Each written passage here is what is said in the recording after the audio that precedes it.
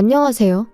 의사 남편 만났다고 제가 무슨 인생 대역전이라도 한 것처럼 생각하던 시댁에 한방 속 시원하게 날려주고 이혼해버렸습니다. 남편은 저보다 3살 연하예요. 제가 남편보다 나이가 많다는 사실부터 시댁에서 마음에 안 들어 했어요.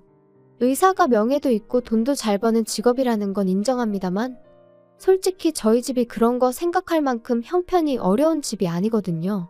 서울은 아니지만 저희 부모님이 경기도 쪽에 알짜배기 건물을 몇 개나 가지고 계세요. 저는 딱히 직업은 없지만 부모님 대신 건물 관리하고 하면서 부모님께 월급 받아 생활하고 있고요. 남편을 처음 만난 그날도 평소처럼 부모님 건물 중 하나에 들어온 임대문의 때문에 밖에서 일을 보고 있던 차였어요. 건물을 둘러보고 나오다가 발을 접질르는 바람에 급한 대로 근처에 있던 정형외과에 다녀오게 되었는데 때마침 그쪽이 남편이 일하고 있던 병원이었습니다. 제가 저희 집에 돈이 많다는 티를 낸 적도 없고 남편 또한 자기가 의사라고 잘난 척하거나 그러지 않았어요. 나이 차는 3살이나 났지만 저희는 서로가 서로에게 깊게 끌리게 되었죠. 처음에는 남편한테 저희 집이 여유롭다는 사실을 알리기가 싫어서 일부러 숨겼습니다. 그냥 이 근처에서 일하는 직장인이라고 말했어요. 어떻게 보면 거짓말을 한 건 아니죠.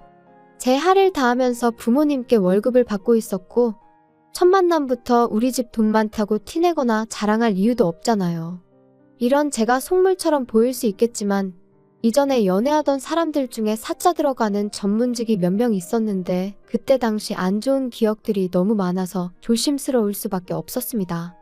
그중엔 저희 집에 돈이 많다는 걸 이용해 먹으려는 사람도 있었지만 반대로 돈 있는 티를 안 내면 그건 그거대로 자기가 세상에서 제일 잘난 놈인 줄 알고 제 머리 꼭대기 위에 올라가서 저를 지멋대로 좌지우지 하려고 드는 인간도 있었거든요. 둘 중에 뭐가 더 기분이 나쁘냐고 물어보신다면 차라리 떼놓고 욕심부리는 전자보다 음흉하게 사람 무시하고 자기가 마치 저랑 존재부터가 다른 귀족인 척하는 후자였어요. 그런 경험들 때문에 그런지 남편이 저를 인간적으로 대해주는 사람인지 먼저 알고 싶었어요. 저희 집이 여유가 많다는 사실을 알게 된 뒤로 사람이 돌변한다면 그건 또 그때 가서 생각해볼 문제라고 생각했고요. 다행히 남편은 정말 저를 있는 그대로 좋아해주는 사람이었습니다. 남편도 벌이가 나쁜 편은 아니었다 보니 연애 자체는 여유가 넘치는 데이트였어요. 저 또한 일부러 집에 돈이 많다는 티를 낸 적은 없지만 데이트 비용을 내거나 할 때도 돈을 아끼는 편이 아니었거든요. 아무튼 그렇게 자연스러운 만남을 이어오다가 서로 결혼 이야기를 꺼내게 되었습니다. 그 후에 얼마 지나지 않아서 남편의 집에 인사를 드리러 가게 되었고요. 그때 시어머니를 처음 만났는데 시어머니가 아들 사랑이 참 유별난 사람이라는 건 그때 이미 알게 되었습니다. 은연중에도 계속해서 우리 아들한테 시집 오는 사람은 정말 땡 잡은 거라면서 말이죠. 그런데 그 말투가 마치 너는 안 된다는 듯한 말투였어요. 연신 우리 아들이 연상의 취향인 줄은 몰랐다 하면서 저를 겪어보지도 않고 이거 기가 센 며느리가 집에 들어오게 생겼느니 어쩌느니 하면서 싫은 티를 숨기지 않았죠. 마치 공부만 하느라 세상 물정 모르고 자란 당신 아들을 인생 역전할 기회만 노리는 늙은 여우가 낚아챈 것처럼 보는 눈치였어요. 시어머니의 계속된 아들 자랑에 남편은 머쓱해졌는지 그만 좀 하라며 세상에 자기보다 잘난 사람이 얼마나 많은 줄 아느냐고 했지만 시어머니는 남편이 그러면 그럴수록 너는 대한민국 상위 1%라느니 귀족이니 하면서 남편을 계속 추켜 세워줬죠. 연애하면서 혐오했던 인간상이 딱 그쪽이었거든요. 자기 직업 하나 믿고 세상 사람들을 자기보다 아래라고 깔고 보는 사람들 말이에요. 남편은 그런 사람이 아니었지만 시어머니가 될 사람이 그런 사람이라는 사실이 달갑지만은 않았습니다. 그래도 끝까지 결혼을 결심한 건 제가 결혼을 해도 남편이랑 하는 거지 시어머니랑 하는 게 아니라고 생각했기 때문이에요. 남편은 자리에서도 자기를 한껏 낮추며 겸손한 모습을 보여주었으니까요. 거기에 그날 인사를 드리고 난 뒤 어머니는 자기가 꼭 책임지고 마음을 돌려놓겠다고 이야기를 했으니 아들 말이라면 껌뻑 죽는 사람인데 남편이 중간에서 역할만 잘해준다면 아무 문제 없겠다 싶었죠. 그렇게 3개월 정도 쭉 연애를 이어오고 있는데 기어이 결혼 허락을 받아왔어요. 사실 제 나이가 이미 30대 중반을 바라보고 있는 가운데 솔직히 연애는 몰라도 결혼 욕심은 크게 없는 상황이었죠. 그렇다고 당시 남편이 저나 저희 집 재력을 정확하게 파악을 하고 있지 않은 가운데 부모님 반대에도 불구하고 끝내 결혼 허락을 받아온 모습이 한편으로는 감동적이었고, 이 사람이라면 결혼해도 평생 행복할 수 있겠다는 확신까지 주었습니다. 그렇게 저도 결혼 준비를 시작했고요. 그 후에 바로 남편이 저희 집에 인사를 드리러 가게 되었는데, 그때 처음 저희 부모님이 건물 몇 개를 가지고 계신다는 사실도 말해줬죠. 그 후에 상견례를 하기 전 시어머니를 다시 만날 기회가 있었습니다. 직접적인 말은 꺼내지 않았지만 그 자리에서만 몇 번이고 결혼하면 아내가 남편 뒷바라지를 잘해줘야 되는 거라는 이야기를 하셨죠. 나이가 많다고 아들 기죽이고 그러면 안 된다는 식으로도 이야기를 했는데, 저는 그런 말들이 전부 결혼을 허락해줬으니 말 그대로 아들 기죽이지 말라고 꺼낸 이야기인 줄로만 알았어요. 상견례 자리에서 꺼낼 말들의 밑밥이었다는 건 생각도 못했죠. 상견례 자리에서 시어머니는 또 다시 한번 의사아들 자랑을 시작했어요. 이미 저희 집이 금전적으로 부족함이 전혀 없는 상황이란 걸 알고 있었을 텐데도 불구하고 의사 사위 얻는 걸 아주 땡 잡은 줄 알라는 식으로 나오셨죠. 의사 사위라는 게 돈만 있다고 해서 얻을 수 있는 게 아니라는 식으로 말이에요. 남편은 아주 질색을 하면서 시어머니가 아무 말도 못하게 막으려고 노력했지만 이미 터진 시어머니의 입을 멈출 수 있는 사람은 없었죠. 사람이 돈만 있다고 되는 게 아니라고, 결국엔 명예가 있어야 그 돈도 가치가 있고 빛나는 법이라며 집안에 의사 식구가 들어오는 걸 대박 잡은 거나 마찬가지라고 계속 열변을 토하셨어요. 저희 부모님이 그런 말에 눈 하나 꿈쩍하실 분들이 아니었는데 시어머니가 심기를 거슬리는 말을 기어이 먼저 꺼내더군요. 예비사돈이 건물을 몇 개나 가지고 있다고 들었는데 이참에 사위한테 병원 하나 차려주면 어떻겠냐고 하더군요. 의사아들 키워낸 값이면 못해도 예단으로 한 5억 정도는 해오셔야 할 텐데 병원 하나 차려주면 예단 문제로 길게 말을 하지 않겠다고 하는 겁니다. 상견례 자리에서 금전적인 이야기부터 꺼내는 건 안 좋은 것 같다고 저희 부모님께서 말을 먼저 자르셨고, 그런 이야기는 추후에 애들 결혼 준비하는 거 보고 다시 나누자고 잘 이야기를 하셨어요. 하지만 저희 부모님은 기분이 몹시나 상한 눈치였습니다. 의사 그까짓 게 뭐가 대수라고 저렇게 유세를 떠냐고, 결혼을 엎어버리는 게 맞는 거 아니냐는 심한 말도 하셨어요. 당시 저는 남편이 정말 좋은 사람이라고 생각했어요. 의사라는 직업이나 그런 걸 떠나서 그냥 저라는 사람 그 자체를 좋아해준 사람이었으니 그 만남이 마치 세기의 만남이라도 된 것 마냥 생각해서 파혼은 하기 싫다고 했죠. 결국 부모님을 설득해 결혼을 진행하기로 했어요. 시어머니가 요구한 개업은 어떻게 절충해서 부모님이 알짜배기 상가건물 공실 하나를 권리금이나 계약금, 세도 향후 3년 동안은 받지 않기로 해서 병원 자리만 해줬습니다. 인테리어도 어느 정도는 도와주셨으니 거의 차려주신 거나 마찬가지였죠. 병원에 필요한 장비나 그런 것들은 전부 남편이 남편 집에서 알아서 해오는 걸로 했어요. 그도 그럴게 그거 외에는 남편이 결혼 비용을 아무것도 할 필요가 없었거든요. 집에 자동차부터 혼수, 집에서 쓸 국그릇 하나까지 전부 다 저희 집에서 해가기로 했거든요. 들어간 돈만 따지고 보면 시댁 쪽도 병원에 들어갈 기자재들 사느라 지출이 컸겠지만 비교조차 할 수 없을 만큼 저희 집에서 큰 돈을 해간 거나 마찬가지였죠. 그러니 돈에 환장한 시어머니와도 아무런 문제 없이 그렇게 결혼을 진행하기로 이야기를 끝낼 수 있던 거였고요. 결혼하고 알게 된 건 병원 일이라는 게 제가 생각했던 것보다 많이 바쁘다는 거였어요. 월급 받고 일할 때랑은 또 다른 것 같더라고요. 의사가 돈을 잘 번다고는 하지만 쉽게 번다는 생각은 들지 않더라고요. 야간 진료에 주말에도 오전 진료까지 해야 하니 집에서 같이 쉴 시간도 많이 없었어요. 그러다 언젠가 남편이 같이 보낼 시간이 너무 없다는 식으로 저한테 아쉬운 척 말을 꺼내왔습니다. 그러면서 자기가 했던 것처럼 월급 받고 일할 페이닥터 한 명을 구하고 싶다는 이야기를 또 꺼내왔어요. 마침 자기 대학교 후배 중에 한 명이 자기 아는 후배 일할 자리가 없냐고 연락을 해왔다더라고요. 병원 운영은 당신이 하는 건데 당신이 알아서 하는 거지 왜 그걸 나한테 허락을 받느냐고. 하고 싶은 대로 하라고 했어요.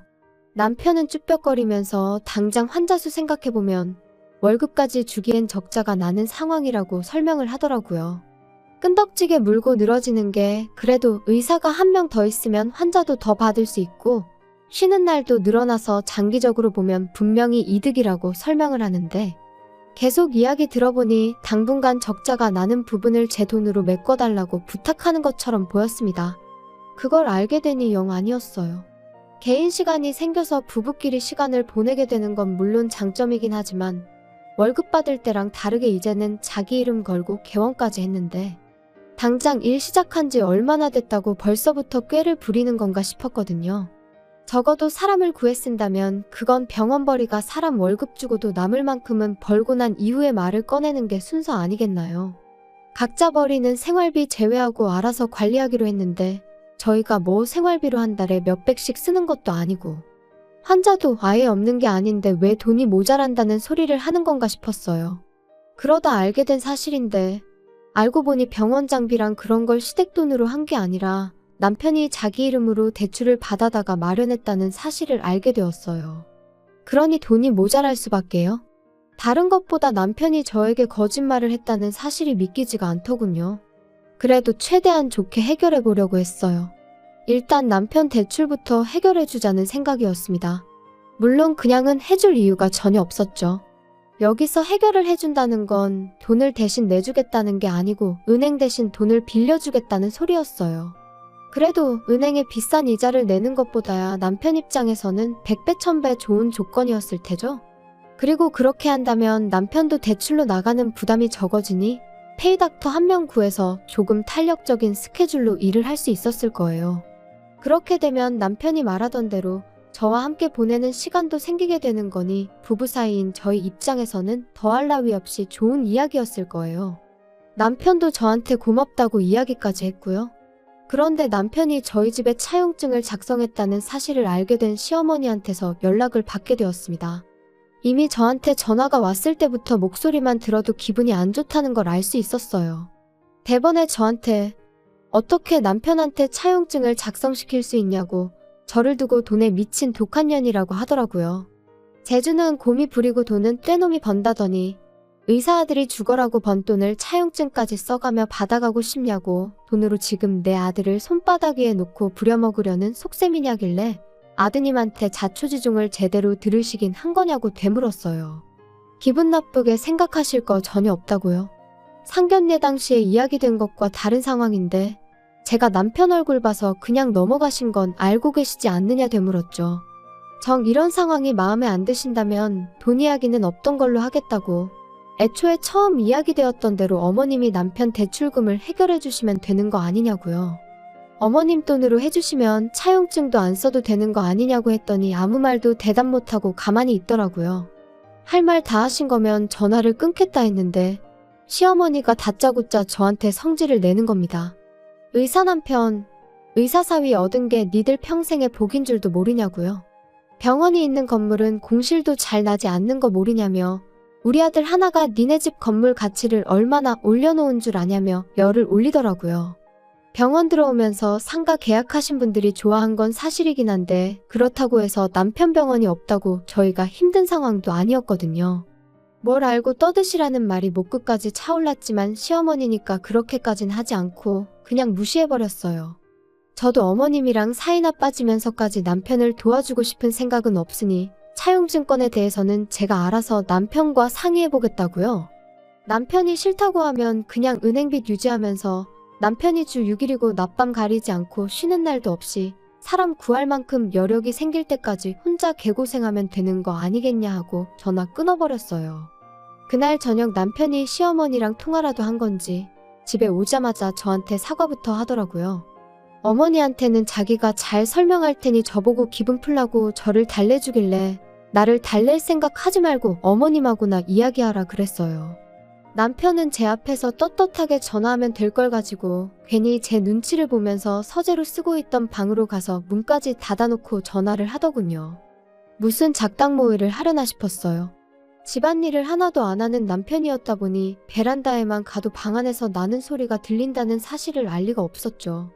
통화 내용을 엿듣는 게 떳떳한 일은 아닌 건 알지만 이 상황을 제대로 해명 안 해서 괜히 그걸로 시어머니랑 저 사이에 또 다른 마찰이 생길 수 있으니 똑바로 이야기하는지 들으려고 했었을 뿐인데 전화 내용을 들어보니 어이가 없더군요. 처음엔 제대로 이야기를 하는 줄 알았어요. 대놓고 시어머니한테 내가 알아서 잘하고 있는데 왜 나서서 초를 치냐며 그러지 말라고 주의를 주더라고요. 그런데 이어서 나온 이야기에 정말 온몸에 소름이 다 돋았습니다. 일단 이렇게 해서 장인 장모한테 신뢰 좀 쌓아놓고 병원 건물 명의부터 집 명의까지 싹 다 내 명의로 돌리든 공동 명의로 돌려놓아야지 이혼하면 뭐라도 우리 손에 떨어진다며 갈 길이 구만리인데 왜 이렇게 성급하시냐며 짜증을 내더라고요. 생활비도 300씩 보내드리고 있지 않냐고 그 돈이면 월급 받을 때 드리던 것보다 배는 더 보내는 건데 일단 그걸로 만족하고 계시라는데 남편이 돈에 항상 허덕이는 게 대출 때문에만은 아니었다는 사실까지 알게 되었습니다. 통화 마치고 온 남편은 뻔뻔하게 저한테 어머니랑 자리하기했고 다시는 같은 일로 저한테 연락하는 일이 없을 거라고 얼굴에 철판을 깔더군요. 당장이라도 폭발할 것 같은데 아무것도 모르는 척하고 있는 게 정말이지 너무 힘들었습니다. 작정하고 처가재산 노리는 게 저는 드라마에서나 있는 일인 줄 알았는데 바로 저한테 일어나고 있었으니 말이에요. 당장 제가 어떻게 할 수 있는 일이 없어서 다음 날까지 아무 일도 없는 척 가만히 있다가 친정부모님께 찾아갔습니다. 중간쯤부터이긴 하지만 대화 내용이 말도 안 되는 방향으로 흘러간다 싶어서 남편이 통화하고 있는 내용을 녹음해 놓았는데 그 내용을 들은 아버지께서 처음에 돈 밝힐 때부터 알아봤어야 한다며 치를 떨며 노발대발 난리도 아니셨지요. 그 길로 저랑 같이 병원으로 쳐들어갔어요. 남편은 전혀 생각도 못한 눈치로 웬일로 둘이서 같이 왔느냐고 하더라고요. 이미 물증까지 확실한데 더 기다릴 이유도 없겠구나 싶어서 곧바로 녹음해 놓았던 거 틀어주고 어디 한번 설명해보라고 했어요. 자기 목소리가 확실한데도 아니라고 잡아떼더군요. 아버지께서는 긴 말 할 것도 없다고 당장 이혼 서류부터 작성하러 가자고 호통을 치셨습니다. 내가 네 말고 내 건물에 병원 차리고 싶어하는 의사를 못 구하겠냐고? 이혼 안 하고 버티면 내 전 재산 전부 털어서라도 바로 아래층 상가들 통째로 공실 만들어서 절반은 한의원, 절반은 정형외과로 새로 열겠다고 엄포를 놓으셨습니다. 향후 3년간은 세를 따로 받지 않기로 하긴 했지만 남편이 대출도 많은데다가 시댁 생활비까지 보태야 했으니 저희 아버지께서 저렇게 나온다면 남편이 버텨낼 재간이 없었겠죠. 바로 다음날 시어머니까지 찾아와서 앞으로는 욕심부리지 않겠다고 남편과 같이 손이 발이 되도록 싹싹 비는데 오히려 그런 모습을 보니 그나마 남아있던 정까지 뚝 떨어졌어요. 위자료 얼마 되지도 않는 거 소송까지 가고 싶은 마음도 없었으니 그냥 빨리 이혼 서류에 도장이나 찍으라고 한마디 했죠. 남편은 장비랑 기타 집기들 다 빚내서 산 건데 이건 어떻게 하냐며 비굴하게 나오길래 당신 어머님 말 맞다나 병원 들어오길 기다리는 건물들이 줄을 선다고 하지 않았느냐고. 하루라도 빨리 그런 건물 찾아서 거기다 새로 개원하라고 한마디 해줬습니다. 결국 두 사람은 용서도 받지 못하고 내쫓기듯 나가야 했어요. 시어머니는 다리에 힘이 풀린 건지 병원 밖을 나서는데 몇 번을 주저앉았다 일어섰다 하더군요. 결국 1년도 채 안 되는 결혼 생활을 마치고 이혼을 하게 되었습니다. 제대로 복수를 해줘서 속이 시원하긴 했지만 결국 사람 보는 눈이 부족했던 저 때문에 이 사달이 일어나게 되었으니 한편으로는 씁쓸하기도 하네요. 남편이 저희 집 재력을 진작에 눈치채고 있었다고까지는 생각하지 않으려고 해요. 지나간 과거에 얽매이는 것보단 앞으로 제가 어떻게 하느냐가 더 중요하다고 생각하니까요. 부도 좋고 명예도 좋지만 사람의 귀천을 따지는 족속들하고는 두 번 다시 상종하기 싫네요.